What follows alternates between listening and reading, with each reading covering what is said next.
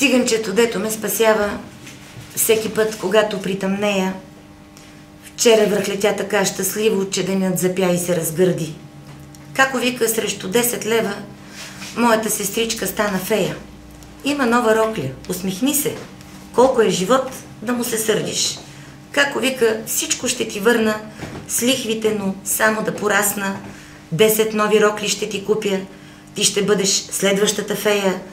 Само се усмихвай до тогава, че като заплачеш е ужасно, опасно. Кожата повяхва и душата, а пък аз не ща да остарееш. Знаеш ли защо ти го разказвам? Вече нямам правото на рани. Трябва да съм хубава, когато моя ден отново се разгърди. Трябва да съм хубава отвътре, тези 10 рокли да ми станат. Отиди си без скандал, защото колко е живот да му се сърдим. Та така стана.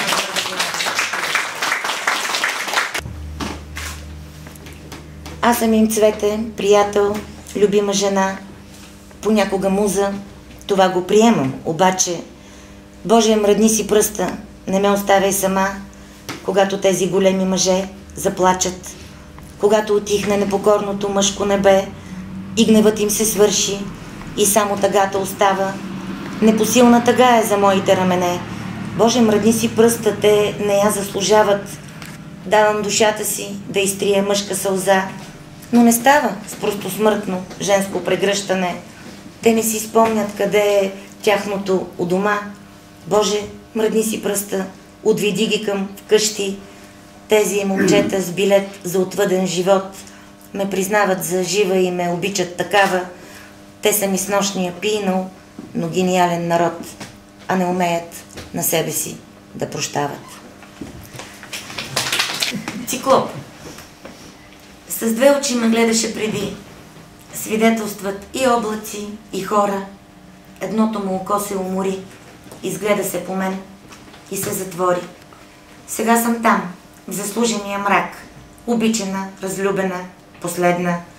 Но любовта ми стана кръстен знак, че с другото 3 пъти ще прогледне. 3 пъти ще събира светлина от есените на животи късни.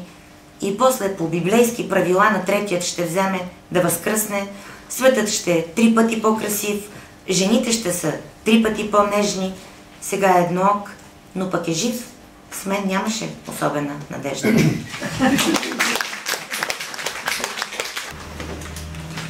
Бащата на синът ми си отиде.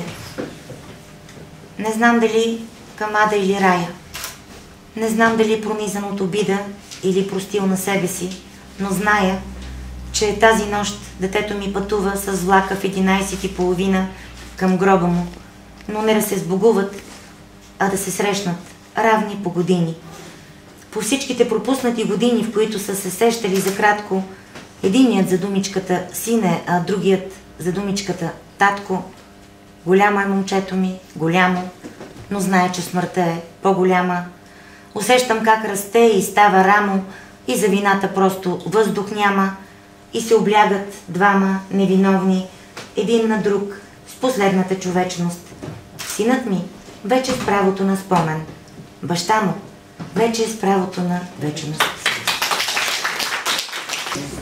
Късно посвещение. Как не искам да порасна, мамо?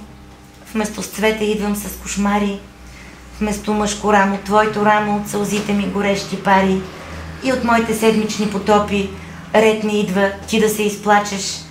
Тази твоя обич до животна се воюва и отлага здрачът, а лъздрачът идва неизбежен, песен в изпълнение на брадва и разбирам колко много нежност разпилях, но не по който трябва. Много късно почнах да събирам светлина от всяка жива рана. Само ти, за Бога, не умирай. Щом порасна, майка ще ти стана.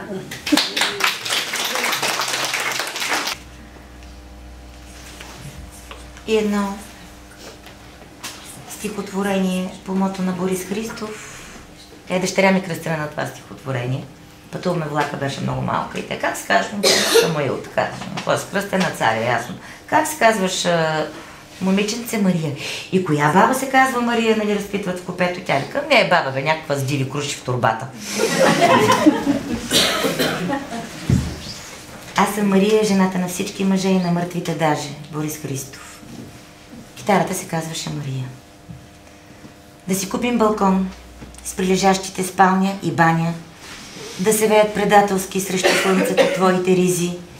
Някой ангел ще види, че до бяло са заинали раните. Да си купим балкон с 10 метра до Бога по-близо.